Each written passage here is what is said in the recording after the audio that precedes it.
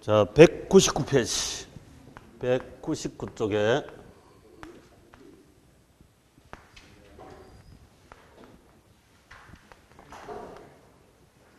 임대로 규제를 하는데 우리 부동산은 하한가 규제가 아니고 상한가 규제밖에 없습니다. 상한가 규제 이렇게.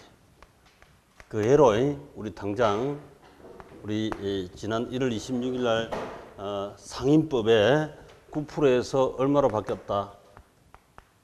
9%에서 5% 바뀌었죠? 5% 바뀌고 민법에도 몇 프로 돼 있다? 민법에도 20분의 1 이렇게 돼 있잖아요. 그래서 이제 일반법인 민법하고 민사특별법 주민법하고 같아져 버렸지. 5% 주택도 몇 프로? 5% 5대이지 5대. 이 민법 시험 문제는데 민법 시험 문제. 그 상한가 규제한다. 하한가 규제는 없습니다. 노동시장에는 하한가 규제가 있지만 부동산은 기본적으로 수요가 비탄력적이기 때문에 가격을 20% 인상해도 수요는 3%밖에 감소하지 않습니다. 이런 속성이 있죠. 그래서 시장에 가만히 냅두면, 마켓에서 가만히 냅두면 부동산 소유자가, 건물주가 자꾸 올리려는 속성이 있습니다. 내리는 하반gen지, 내리지는 않고 올리려 한다니까. 수요 곡선이 주로 비탄력적이니까. 전에 얘기했죠. 수요가 비탄력적이는 가격 인상 정책 하는 것이 매출액이 증가합니다. 이 증가한 이 면적이 감소한 점유율도 훨씬 크잖아요. 그래서 정부가 이상 올리지 말아라 하는 가격 상한가 규제, 요게 이제 주로 나옵니다. 부동산은 상한가 규제밖에 없다. 또 분양가 상한제 있잖아요. 마찬가지. 이거는 임대로 상한가 규제 있습니다. 자, 다음 페이지 그림으로 간단히 보도록 합시다. 그림으로. 우하향 수요, 무상량 공급. 만약에 원룸 임대차 시장에서 임차인, 임대인 월 50만 원 요격의 피스타 시장 균형 가격이라면 원룸 방한계 월세가 임차인은 50만 원 주고 임차고 임대인은 50만 원 받고 임대를 합니다. 방한계. 임차인이 불쌍합니까? 임대인이 불쌍합니까? 임차인도 임무제 불쌍하죠. 그래서 임차인을 보호하자 정부가 시장 개입해서 시장 프라이스 컨트롤, 가격 규제, 가격 통제를 합니다. 이건 눈에 보이지 않는 손인데 시장 가격, 이건 눈에 보이는 손 공법상 규제를 해놓고 40만 원 이상 임대차지 마라 이렇게 상한가 규제를 했어요. 그러면 이 50만 원 날아갔죠 이제. 이 가격은 사라지고 39만 원, 35만 원 해도 되는데 41만 원, 45만 원, 50만 원 하면 안 되죠. 없어졌어요. 이렇게 규제하면 가격이 싸기 때문에 임차인은 다음 달부터 당장 40만 원 줘도 되잖아요. 그러니까 임차인은 당장 입장에서는 좋아 보입니다. 싸니까 싸면 수요가 증가하죠. 수요량이. 싸면 공급량이 감소하잖아요. 그죠? 감소하지. 그럼 요만큼 뭐가 생긴다? 싸다. 많이 사고 싶다. 수요가 초과한다. 이렇게 하지. 초과 공급하면 틀립니다. 초과 수요. 싸면 초과 수요지. 또는 뭐 공급 부족 이렇게 되고 같은 말이다. 근데 가격이 싸지면 공급량이 감소했으니까 이제는 칼잠자야 돼. 칼잠자야 되고 이 수요 곡선이라는 것은 최고 지불 가능한 점들을 연결하는 선. 그게 수요 곡선이잖아요. 여기까지 줄 수 있죠. 여기까지. 공급량이 이거밖에 없으니까 여기까지 가격 줄 수 있어요. 그럼 만약에 아들, 딸을 시집 보내고 또는 직장이 서울에서 경기도로 이사를 가더라도 그럼 여기 방 빼고 저 가서 신방을 새로 얻어야 될 거 아니에요. 그 얻으려면 이게 얼마냐면 70만 원이에요. 70만 원. 이 가격이 바로 프라이스 블랙마켓 프라이스. 암시한 가격이에요. 암시한 가격. 블랙마켓 프라이스. 암시한 가격. 그래서 그 암시한 가격하고 가격 통제 금액하고 이 더블 프라이스 이중 가격이 형성되고 시장 가격은 이미 사라지고 없다 이거지. 그럼 이게 여기 암시장인데 암시장 블랙마켓 프라이스를 하는데요. 블랙마켓. 이 암시장을 정부가 통제를 해야 돼. 경찰을 동원하든지. 정부 입장에서도 원래 50만 원 기준 임대소 과세했는데 이제 40만 원 기준 임대소니까 세금이 줄어들고 정부 세수도 감소, 정부는 통제 비용도 많이 들고 또 임차인 입장에서는 칼잠 자야 되고 이제 직장 이전 또 신방 아들 딸 시집장가 보낼 때 계약서는 정부한테 제출하는 건 40만 원 쓰고 이면 계약을 써가지고 또는 이 30만 원 더 웃돈을 얹어줘야 신방을 새방을 얻을 수가 있습니다. 그러면 이거 웃돈 부담할 능력이 없는 저소득층 입장에서는 돈으로 못 떼면 몸으로 떼오든지 골탕을 먹는 거죠. 이런 상황이 벌어진다. 그래서 임차인 눈에는 임차인 눈에 아예 피눈물이 흐르는 피눈물이 흐를 지경이다 이 말입니다. 임차인을 도우러 가는 게 아니고 임차인을 뒤통수 때려가 그냥 납작 뻗어붙게 만들어버리는 게 이게 큰일 난다. 그래서 이게 포퓰럼 정책이니까 이런 정책 하지 마세요. 옛날에 우리도 이거 많이 했습니다. 당장 눈앞에는 이렇게 해주면 임차인 입장에서 당장 좋아 보이잖아요. 50만 원 다음 달 40만 원 좀 내니까. 그 다음에 이거 임대인도 원래 50만 원씩 서비스에다가 손해볼 수가 없으니까 40만 원 서비스밖에 안 해줍니다. 장판, 벽지, 고장났다, 수건 교환났다 안 해줍니다. 그 질적 저하, 질도 뚝 떨어지는 게라 40만 원만큼. 응? 관리 질도 떨어지고 여러 가지. 그래서 임차인이 힘들고 임대인은 좋다 안 좋다. 임대인도 영 안 좋죠 이제. 주택 임대 사업 재미없잖아요. 친구 들어오라고 하면 함부로 들어가고 나도 지금 빠이 나간다 이렇게 한다 이거. 그래가지고 장기간 지나면 나도 빠이 나버려.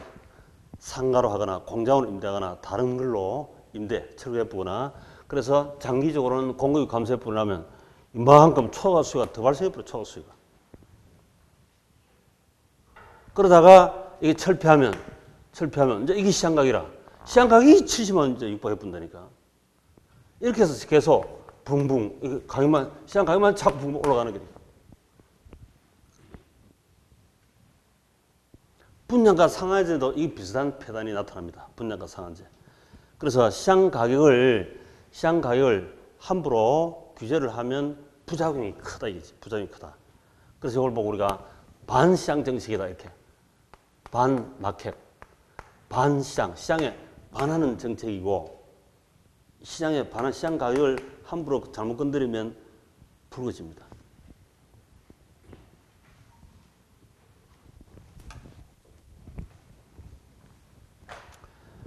임대인도 안 좋고 임차인은 눈에 푸를 나고 정부도 안 좋고 좋은 사람 아무도 없잖아요. 수요 공급 전부 다 감소다. 그래서 그게 워낙 패단이 크니까 이제 OECD 국가는 저런 행태는 포퓰럼 정책으로 해서는 끌어가기 한날 끌어가는 쪼맨식으로는 좋지만 안 된다 이제. 다 알기 때문에 국민도 좀 알기 때문에. 그래서 말해서 이제 친시장 정책으로 바뀝니다. 친시장 정책으로. 시장하고 친해야지. 마켓하고 친해야지. 연착륙하거나 이런 정책. 그래서 이제 임대로 보조금을 줘볼게. 보조금 줄게 그럼. 자, 보조금을 임차인한테 주는 방법, 임대인한테 주는 방법. 10만 원을 매달 20만 원 이것도 10만 원을 예를 들어서 이제 임차인에게 현금으로 10만 원 지급하는 방법. 그다음에 임차인한테 쿠폰, 상품권 바우처 같은 말입니다. 자, 쿠폰 10만 원짜리 준대. 집 임차할 때 보태 써라. 쿠폰 주는 방법. 자, 현금 10만 원 받는 게 좋다. 상품권 10만 원짜리 받는 게 좋다. 현금 10만 원 받는 게 효용 측면에서는 이게 좋죠. 자, 요게 시험 여러 번 나왔습니다. 받는 사람 임차인 입장에서 현금 10만 원 받는 게 현찰 10만 원 받는 게 더 좋지. 상품권 10만 원짜리 받는 것보다. 근데 이 10만 원 받아가 넣어놨더니 남편이 살짝 빼내가 삼겹살 사 먹어버렸어요. 그럼 임차인한테 못 쓰잖아요. 그래서 다음부터는 현금 주지 마시고 쿠폰 주세요. 이렇게 한다고 또 부인이. 쿠폰을 넣어놓으니까 이 쿠폰 싹 빼가지고 삼겹살 집에 가서 소주 가서 술 달라고 하니까 안 주거든. 얼굴 쳐다보고 안 주잖아. 그죠?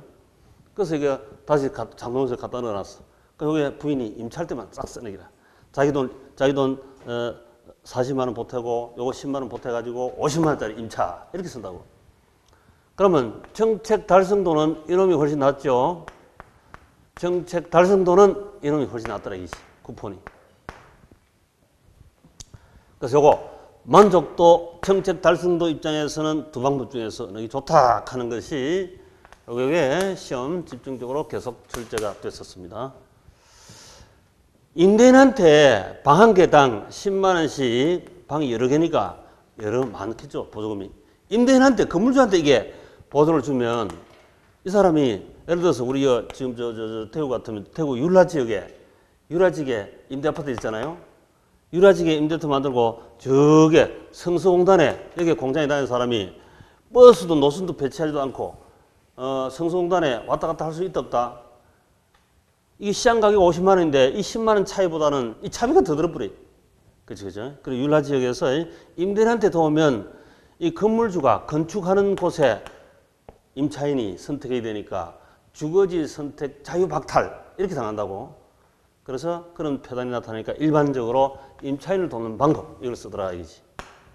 임차인한테 10만 원 찔러주면 자기가 알아서 성소공단에 있거나 뭐 알아서 이렇게 임차를 하면 되니까. 그래서 이게 그런 측면에서 불합리한 게 있다.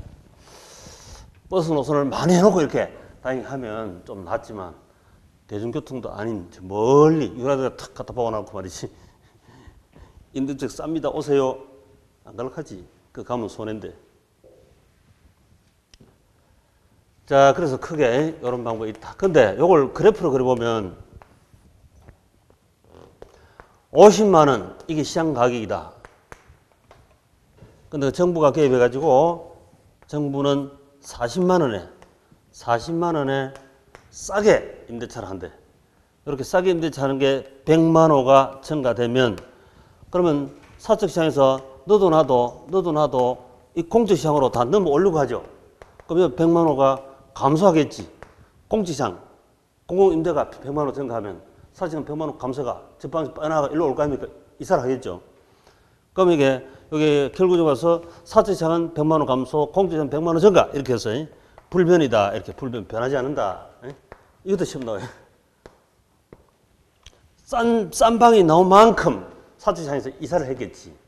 그만큼 감소했단 말이지. 그럼 다 수요 움직임은 단기다, 장기다. 공급은 단기다, 장기다. 하여튼 우리 부동산 시장에서 원래 시장 자체가 그래요. 수요는 기본적으로 단기입니다. 공급은 기본적으로 장기입니다. 특히 부동산 공급은 더욱더 공급 증가는 장기밖에 안 되죠. 자, 단기에는 수요 감소합니다. 단기는 돈 가지고 당장 사는가. 내가 돈 없으면 옆에 시장 다른 사람 또 돈 있는 사람 있어요. 이렇게 해서 단기적 의사결정의 움직임이 수요인데 공급을 증가한다. 부동산 공급 증가하는 거 오래 걸리잖아요. 응? 내가 어떤 집을 팔더라도 그 의사결정되는데 금방 못 팔잖아. 애들 학교도 있고 남편 직장도 여기 있고 다 있는 친구도 이 동네에 있는데 저쪽 동네 이사 간다는 것은 장기간 의사결정에 나오는 거지 금방 될 수가 없거든. 그래서 부동산 공급은 장기, 수요는 단기 이렇게 항상 기본적으로 연결해 두시고 그럼 단기에는 수요가 감소해버리면 일로 다 빠져나와버렸으니까 그러면 가격이 하락하지. 수요 감소하면 이 균형에서 이렇게 떨어지면 40만 원 하락. 아파트 수요 감소하면 아파트 가격 하락한다. 당연하지. 그럼 이제 손해지 손해. 10만 원 공급자가 손해입니다. 그럼 공급하기 싫다 이제. 나도 빠져나와야지. 장기간에 지나면 이제 여기 이제 공급이 감소하기 시작해서 감소해버리면 공급 감소하면 다시 가격이 원위치 50만 원 올라가 버려요. 장기에는 가격 불변 50만 원. 공공시장은 단기든 장기든 40만 원 같습니다. 항상 10만 원 혜택이 있고 사적시장은 단기만 40만 원, 10만 원 혜택, 장기는 다시 원위치. 그래서 일시 아래쪽 놀러 갔다가 장기는 다시 돌아옵니다. 50만 원. 그 수요 공급 그래프로 보면 이렇게 설명해도 되겠죠. 그 다음 이제 공공임대주택. 자, 공공이 임대를 한대. 공공이 임대. 정부가 임대한대. 직접. 이거는 직접이 중요해요. 직접. 자, 직접 임대한대. 직접. 공공이 직접 임대한대. 공공임대주택. 공공임대주택. 자, 공공이 임대한다. 공공이.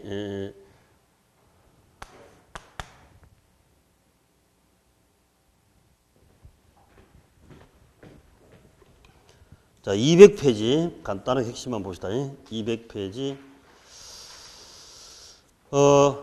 균형 가격보다 이 말이 이제 우리 다음 우리 5월달부터 요약집 나오죠, 그죠? 요약집 나오면 싹 다 읽어가면서 해도 되는데 이 기본서니까 이 다 읽으려니까 시간이 너무 오래 걸려서 못 읽잖아, 그죠? 우리 시간 촉박해가지고. 그래서 약간 눈길이 대충 여기저기 찍고 맙니다. 그건 좀 이해해 주시고 요약집 나오면 요약집은 순서로 쫙 다 읽어도 금방 다 읽어요. 이 기본서라서 그렇습니다. 기본서 나중에 5월달 할 때는 옆에다 참고로 놔두시고 요약집 하다가 이해 안 되면 한 번씩 확인만 하면 되고 안 봐도 사실 관계없어요. 참조사항으로 이 기본서 보면 돼요. 학교로는 그렇게 진행하시면 됩니다. 자, 그 밑에 바로 효과 보시죠. 효과. 기업. 균형 임대료보다 50만 원. 낮은 임대료 설정은 40만 원.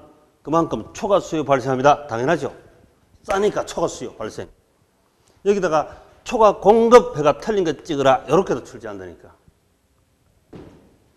기본적으로 싸면 더 사지. 초과 수요이지 초과 공급을 하면 안 되죠. 자, 그 다음에 니은. 투자자들은 임대주택에 자금을 투자하는 것을 기피한다. 그래서 이제 임대인 입장에서는 50만 원 받다가 40만 원 받으니까 임대사업 기피. 공급량도 줄이고 공급도 감소시켜버리죠. 장기간 지나면 당연한 얘기입니다. 그래서 다른 용도로 전환한다. 그 다음에 디귿. 임대료 규제는 임대부동산의 질적자. 아까 이거 50만 원치 서비스에다가 40만 원 서비스밖에 안 해준다니까. 관리 질이 떨어질 수밖에. 장판, 벽지 웬만하면 안 갈아줍니다. 그리고 이제 음성적 지출하기가 어려운 저소득층은 임차인들의 집을 구하기가 하늘의 별 따기다. 직장이 서울에서 경기도로 이사 가면 이 방 빼고 여기 신방을 얻어야 되는데 이 신주택을 하늘의 별 따기잖아요. 그래서 아예 불법을 하면서도 얻기가 어렵다니까. 그 다음에 리얼. 임대료 규제는 기존 임차인들의 이동을 제한시킵니다. 이 방 빼가지고 못 간다니까. 이 방 빼고 저 방을 못 얻으니까. 정상적으로 방을 빼고 이사를 가야 되는데 이사를 못 가니까 이삿집 센터도 잘 된다 안 된다? 안 되지. 도배 백지집도 안 되겠죠. 수리집도 안 되겠죠. 공인중개사도 잘 안 되겠죠. 이사를 못 하니까. 이사가 잘해야 공인중개사 잘 될 텐데. 여기저기 산업의 파격과 엄청 나타나 버립니다. 단순히 임차인 손해보는 이것뿐만이 아니고 임대인 별로 안 좋은 이것뿐만이 아니고 산업 자체를 제가 반시장이나 자체가 시장판을 기본적으로 깨버리는 게 이게 엄청 패단이 커. 이사도 못 갑니다. 그 다음에 암시장 가격까지 지불해야 되면 70만 원 암시장 가격 지불해야 하기 때문에 이중 가격 암시장 가격 70만 원 하고 통제 가격 40만 원 하고 이거 더블 프라이스 이중 가격이 나타나 버려. 더 많은 교통시간, 여기서 출퇴근해야 되니까 더 많은 사회적 혼잡비용, 교통비용이 유발합니다. 사회적 비용이 엄청 커진다 이 말이지.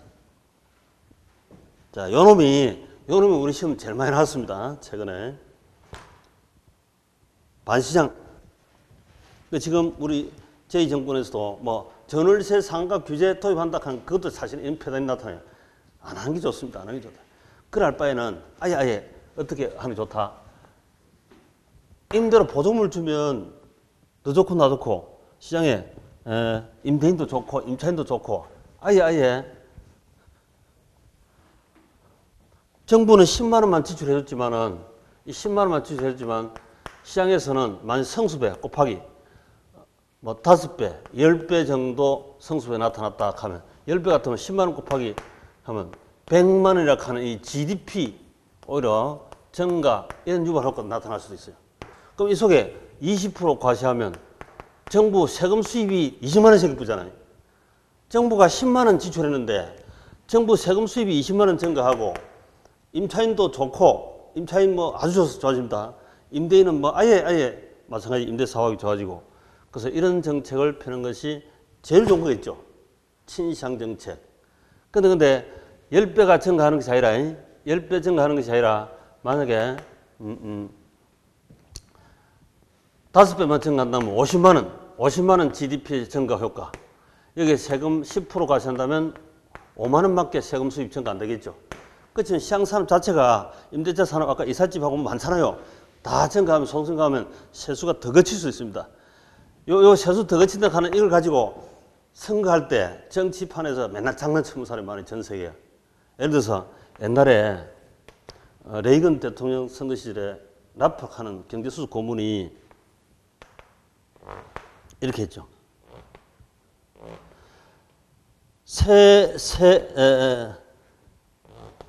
세율을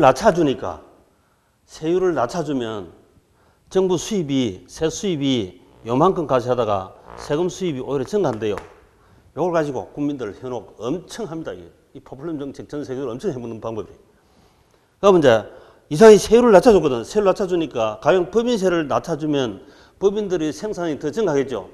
개수도 늘어나고 해외에서도 자연스럽게 들어오고. 그러면 이제 많이 세율을 10% 낮춰준데 실제 소득이 훨씬 더 증가할 거니까 소득이 증가해서 여기다 세율 곱하면은 세금이 더 거치는 기라.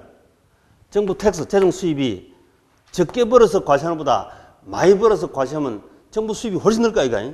이런 전략을 쓰면 국민 좋고 정부 좋고 이렇잖아요. 이렇다라고 이제 하면 당연히 너 정치 잘하겠네. 투표한다니까. 그걸로 베팅하는 거지.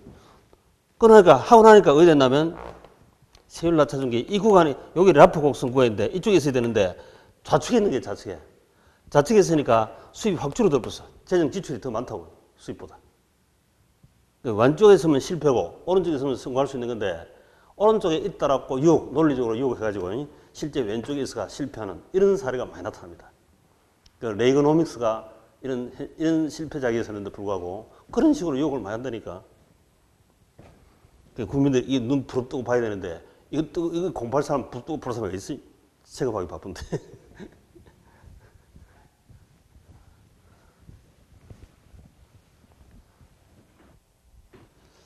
자, 다음 페이지 넘기시가지고 임대료 보조정책, 친시장정책이다. 그 박스에 보시면 오른쪽에 소득 현금 보조, 요게 현금 10만 원 찔러주는 겁니다. 매달 10만 원씩 찔러준 거고 효용 주문에서는 좋고, 그 다음 왼쪽에 집세 가격 보조, 이게 쿠폰 주는 쿠폰, 상품권 바우처 주는 거, 바우처. 10만 원 바우처 주면 집 임차할 때 집 가격이 원래 시세단가 50만 원인데 40만 원으로 10만 원 하락하는 효과 있잖아요. 집세 10만 원 하락 효과, 가격 효과, 집세 효과다 이 말이지. 정책 달성도 입장에서 좋다 이 말이지.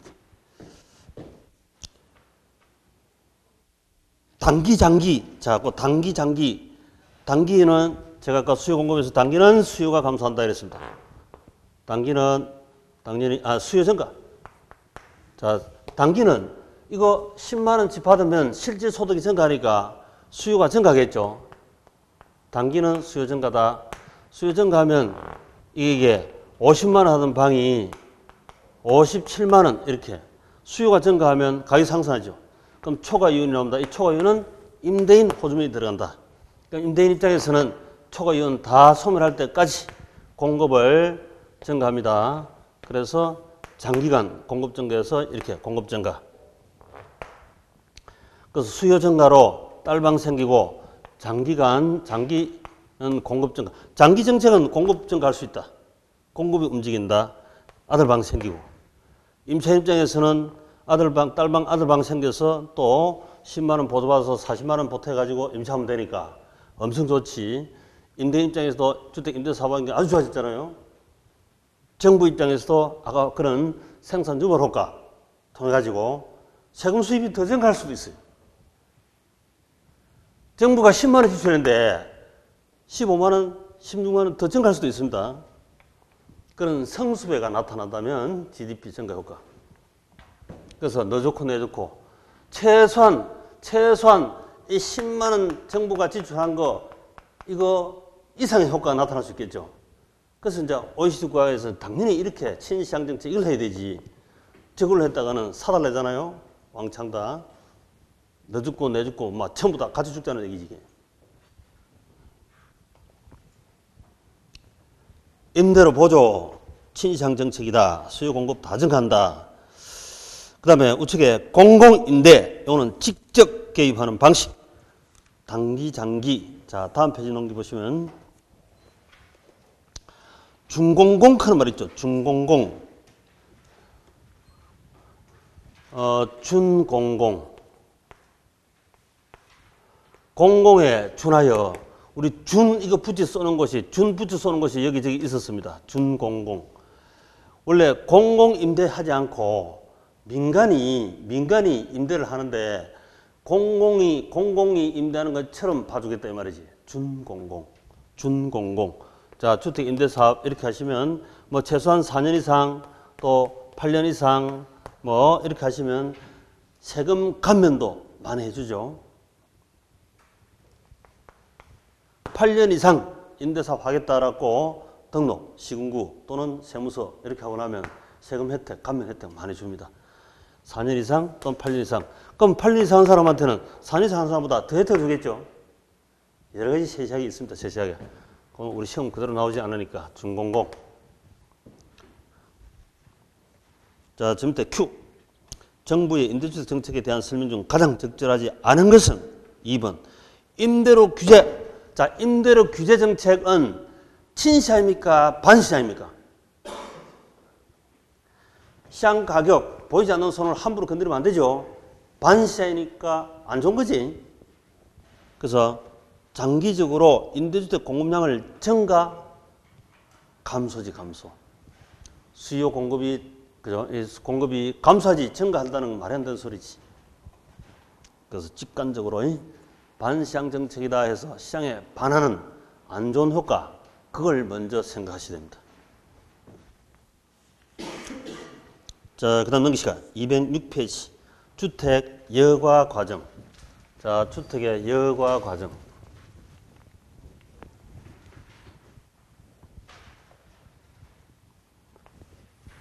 자, 저쪽 동네는 저소득층, 이쪽 동네는 고소득층, 가운데 경계부위다. 이렇게 하고, 고소득층 동네 갈수록 집값이 비싸겠지.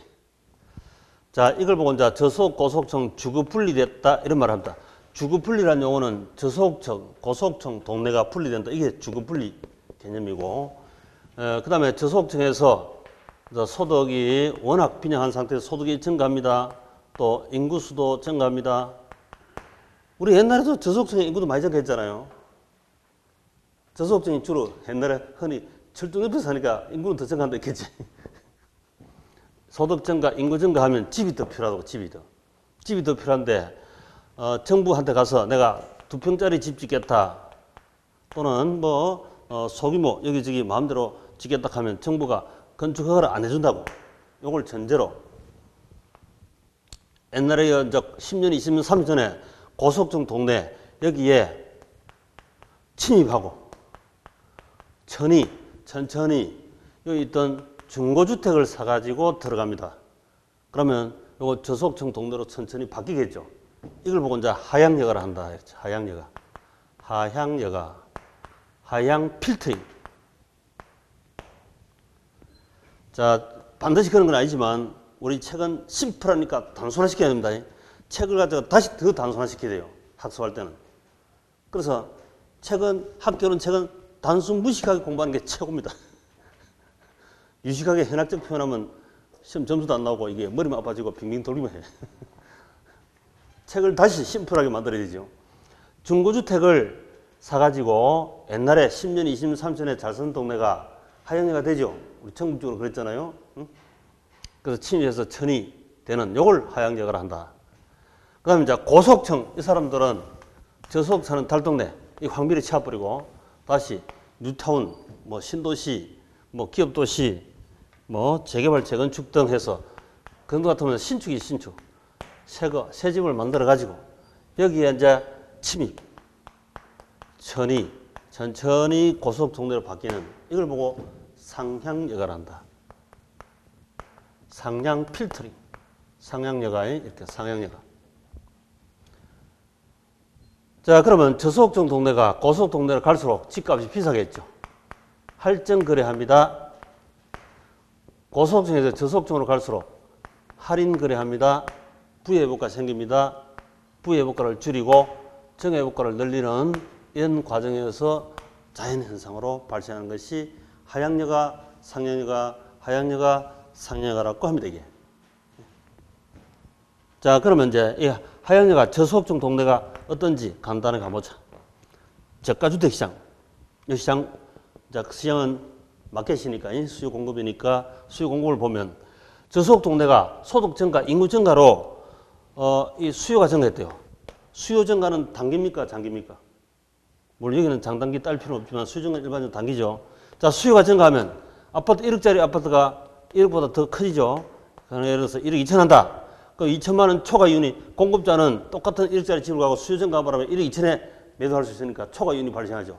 그 초과 이윤은 공급자 호주머니 들어갑니다. 1억 2천에 팔면 되니까 1억짜리를. 그러면 초과 이윤이 발생하면 임대인이 가만히 있을 수 없죠. 초과 이윤 다 소멸할 때까지 계속 공급이 증가 이렇게 한다. 이때 공급 증가하면 가격 다시 원위치 내려왔습니다. 이때 공급 증가할 때 바로 하향여가로 고속층 동네의 하향여가로 공급이 증가한다. 여기 이제 특징이지.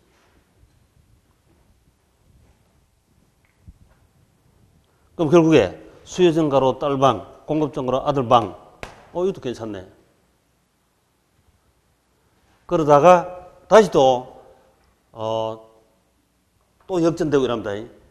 상향여가, 하향여가, 상향여가, 하향여가 다시 나중에 자선 동네가 또 하향여가 되기도 하고 보통 뭐 4, 50년 우리 장기 추세 변동 있잖아요. 이것도 일종의 장기 추세 변동에 비슷하게 들어가야 됩니다.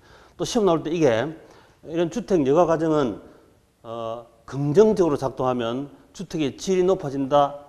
다음 중 틀린 것은 맞는 것은 맞는 말이다. 긍정적으로 작동하면 하는 말은 당연히 질적으로 높아지겠죠.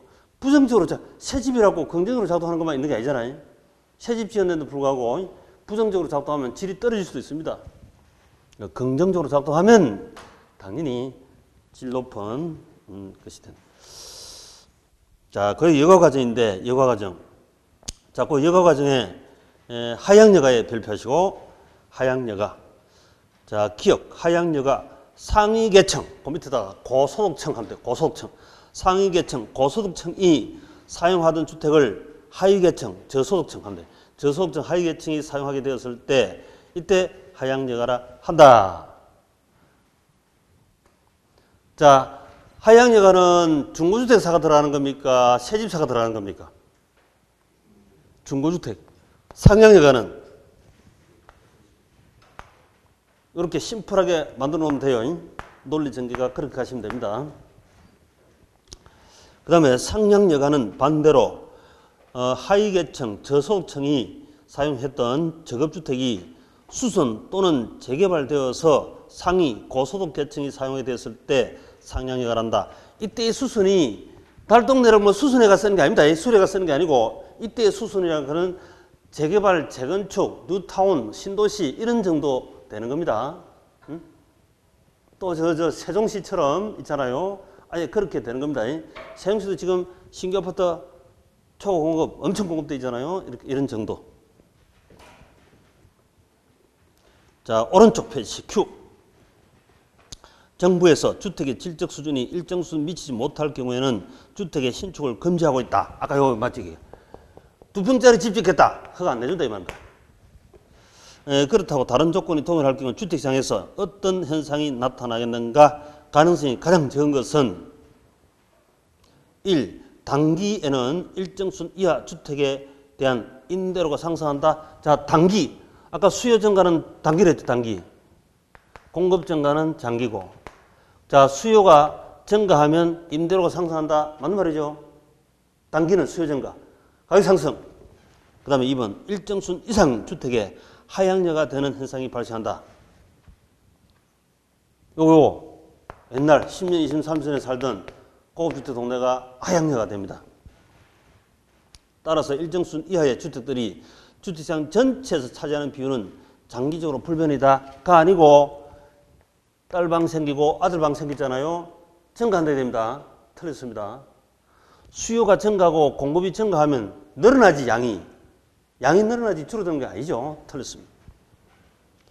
그 다음에 4번 건축비가 주택 착공 전에 비해서 증가한다고 하면 일정 수 이상의 주택의 원래 수보다도 장기적으로 감소한다. 이게 뭐냐면 이제 이건 고가주택 시장인데 그냥 말로만 잠깐 들으시고.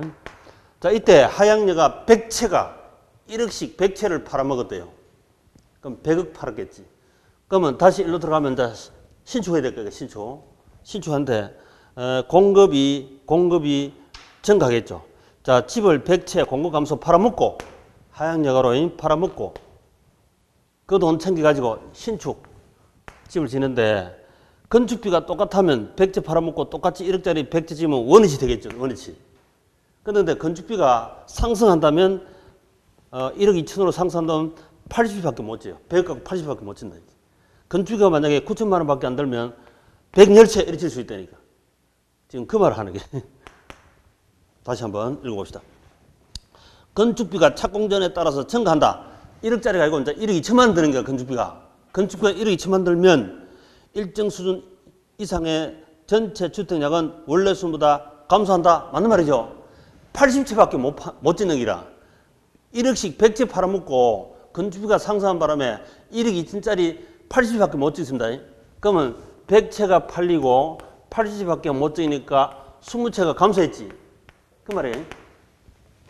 그 다음에 5번 건축비가 주택 착공량에 따라서 일정하다고 가정하면 일정 수준 이하의 주택 가격은 장기적으로 불변이다. 이제 100채를 팔아먹고 1억짜리 100채를 칠 수 있죠. 불변. 본질 똑같잖아요. 똑같이. 1억짜리 100채 팔아먹고 1억짜리 100채 칠 수 있습니다. 불변. 이것이죠. 불변. 그 말이에요. 그 다음 밑에 주거분리 개념만 알면 되고요. 자, 다음 페이지. 불량주택 문제. 자, 불량주택 문제. 이게 우리 불량주택 문제, 이게 요즘 도시재생 있죠? 도시재생 하자는 거죠. 그 이슈돼 있죠. 그 관련해서 우리 공부에서도 많이 지급하겠지만 학교는 개념상으로도 슬쩍 나올 수가 있습니다. 도시재생, 불량주택, 뭐 벽화, 뭐 기타. 우리 주택도시기금 가지고 이제 여기에 도시재생 자금으로서 투입을 하고 있습니다. 도심지 주변의 불량주택들은 과거에 고가주택이 현재 저가주택을 하향화된 것이다. 이건 달동네는 저소득의 산물이지 시장실패가 아니다. 시장실패 아니다 하는 것 주의하시고. 시장실패가 아니다. 내가 월 소득이 적기 때문에 달동네 월세 5만 원 주고 살지 소득이 증가하면 달동네 살아도 안 살죠. 정상적으로 돌아오는 것이. 그래서 시장실패가 아니라 저소득 문제이다 하는 고객 강조가 되고 시장이 효율적으로 자원 할당하는 기능을 수행한다. 합리적으로 선택한 거다 이 말이죠. 내가 저소득 때문에 선택한 합리적 선택이다 이 말이죠. 시장 실패가 아니다 하는 것 중요해요. 그 다음 그 밑에 조세정책. 자, 한번 잠깐 쉬었다가